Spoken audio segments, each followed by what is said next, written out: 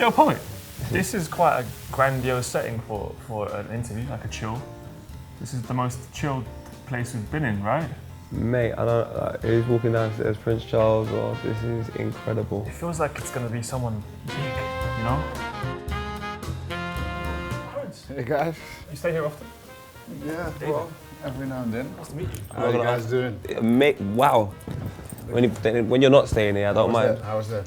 I mean, we've got 2 slices for you if you want one. No, thanks. Margarita. Margarita. I'm a very relaxed person and just chilled. I just feel even more chilled now. Yeah, you have to. You know, I mean, there are real reasons to stress out, right? So. It really is, isn't it? Yeah. We always ask our Copper fam, this is the audience on Twitter, to send in questions, and they went pretty crazy for you. You're the only person that's won the Champions League with 3 different teams. Straight away, we've got a question here from Skiggo who says, which Champions League victory was the best for you? I mean, they all have their own story, right? I always say it's about the journey. Each of them had like a different journey, and that what makes each cup unique. And I can really say, okay, I'm going to pick one of them. It's like having kids, and you love them all the same, but the character is different. The journey was really different. And the first one with Ajax, of course, if I have to really pick one, that would be the one because it was the first. But it doesn't mean that I love that one more than the other 3 that I won. I didn't get to watch the final, the Ajax final. I was mad young and they kicked me out and told me to go to bed. What I do remember is my uncles talking about how good and how young the Ajax team was. It was my dream. I mean, I still have an interview at home with a magazine, a Dutch magazine, talking about, what do you want to achieve and what are your ambitions. And one of my idols at that point was Frank Rijkaard, and I think he had like 2 Champions Leagues at that point. So I want to achieve more than him. So I wanted to have 3. And so that was my aim, and everything seemed so normal. But again, winning the first one was absolutely the most natural thing in the world. I only really got to understand the importance and how difficult it is really to win it when I won the second one. And that's where I started to appreciate, the difficulty so much more of the Champions League. And time goes by, and you see how many top players, legends that didn't even play a final. How about this year? The Champions League. It's obviously such an amazing competition, the best club competition in the world. Have you got a team that we should look out for that you're looking at and you're going, you know what, they're gonna maybe do it? I always say that until January, it's to hang in there, and then from the second stage, you can understand a bit better because the shape of and the form of the teams and they change.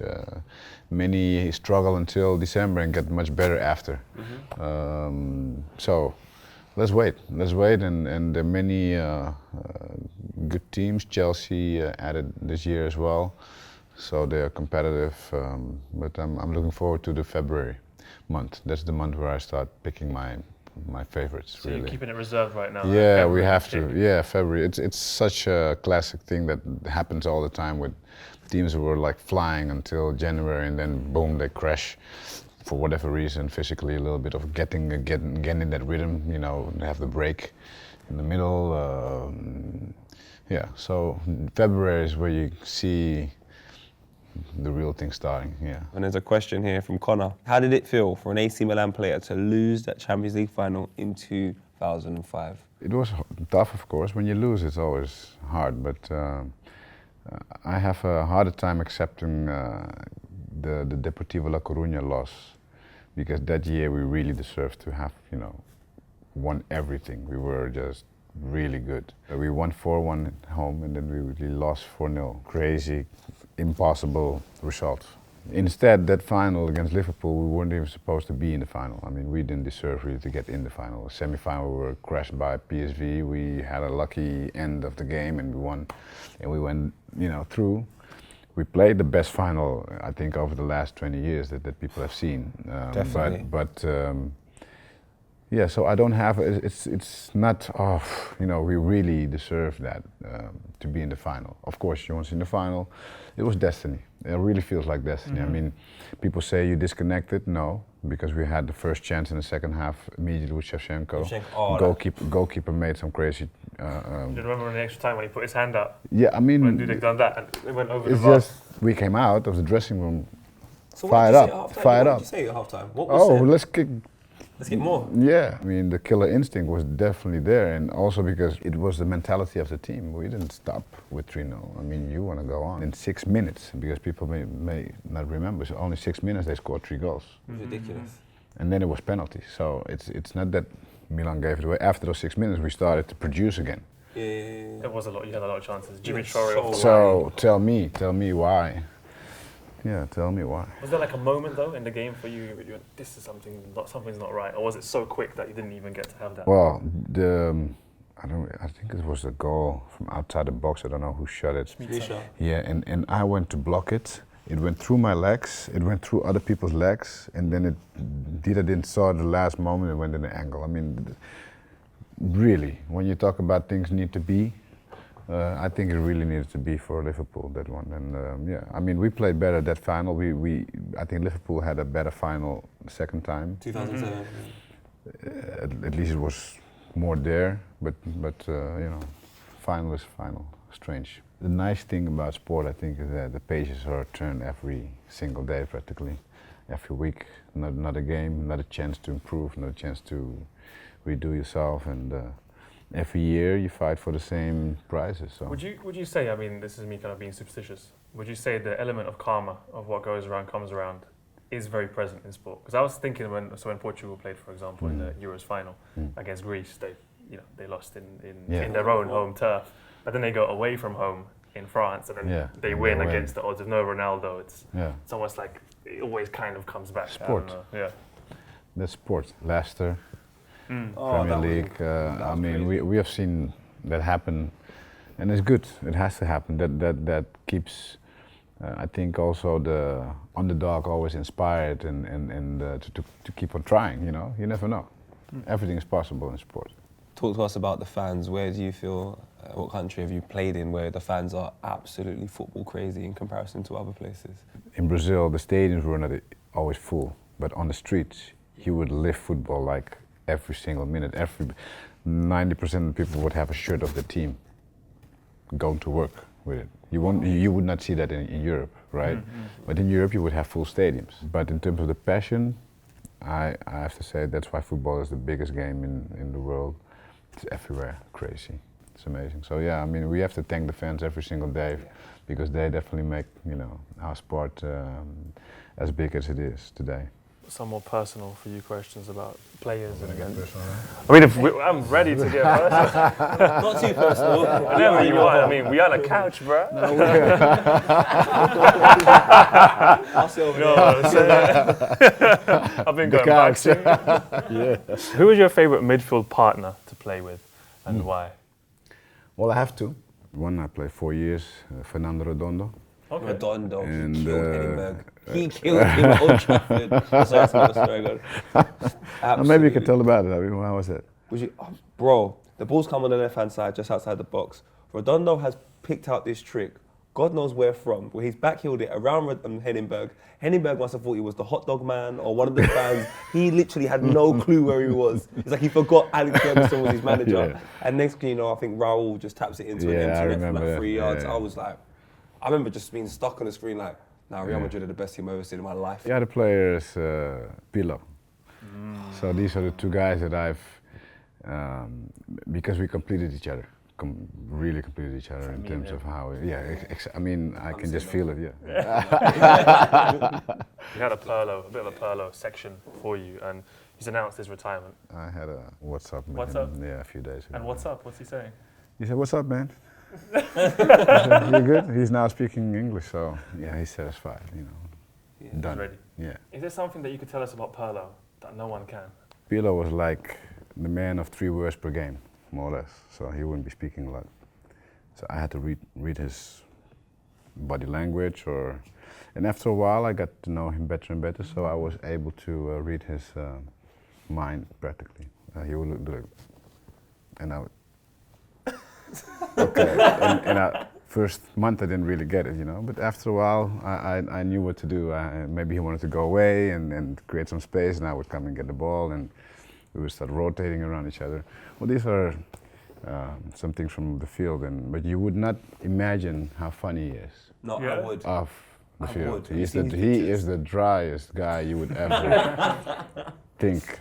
He would say the most stupid things in the world. Yeah, he was really cracking it always. I imagine players that do have to say a lot of captains. Who's the captain that, you know, was one of the best captains you've played under? I've had really two captains in my career. One is Hierro, Fernando Hierro, and Maldini. Maldini has, you know, shown how longevity can be achieved.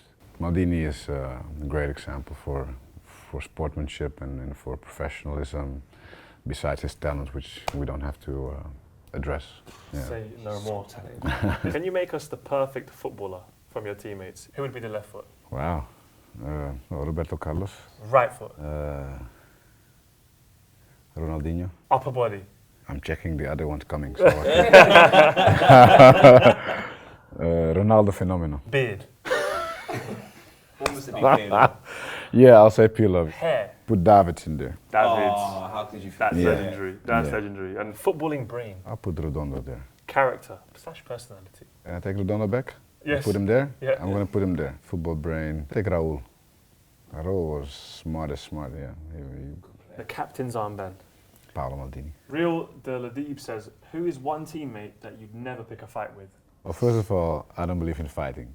But, and I think if I have to fight, I would fight anybody. I mean, it's not about the size of the fight, of the dog, they say, right? It's about the fight within the dog, yeah. So, but I don't believe in fighting, and I've seen a fight of like 2 Titanics, which was quite amazing. We needed like 10 players to get them.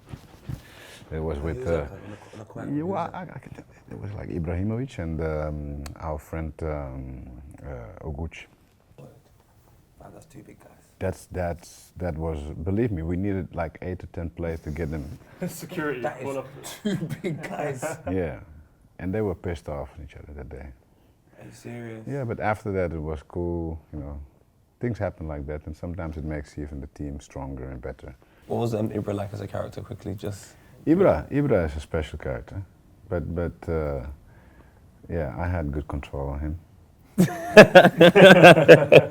I'm happy, by the way, that he will be coming back. Yeah, it's not a nice thing to finish your career like that, so you can finish it properly, play well, help the team who knows what they're going to do. Win the league. Yeah. You seem good. We don't know about that. Gareth Holden says, who's one player you wish you'd played on the same team as, but never had the chance? Oh, a few. Actually, I played with one who I almost never played with, even if we were in the same team, which was Ronaldinho. We had like maybe a few games together, and we were always pissed off that we couldn't play more with each other. That's one. The other one, I think, is Zidane. I never played with Zidane. I played against Zidane many times. That would have been a player that I would have liked to play with, yes. And many others, of course. Drogba, for example. We were close to being playing together when I was almost going to Chelsea. No Yeah, way. yeah, but that didn't happen. Praise Yeah. the Lord. I mean, not, Yeah. I couldn't do it. I'm happy you didn't make it to Chelsea. Yeah, No, That I ain't wouldn't fair. do that. I That's wouldn't not like fair. that. Nah, Not at all. not like, not Essie and Seedorf and Lampard. That's just not fair at all. You know, you managed in China, you've done a bit in Milan, and Brooklyn Beat says, what was it like to coach Milan? You know, playing there, and then you did a bit of coaching as well. Well, it was great. I mean, that's why I stopped my career. So it was, the plan was to be there for more than the time that I was there. Unfortunately, things didn't went the way we expected. The club was, of course, with you know, some difficulty, ready to sell, quite turbulent. Nonetheless, we did a great job. We had, you know, 35 points in 19 matches. We played a lot of great games, good football. So yeah, I'm happy and proud of what I did as a coach in the AC Milan period.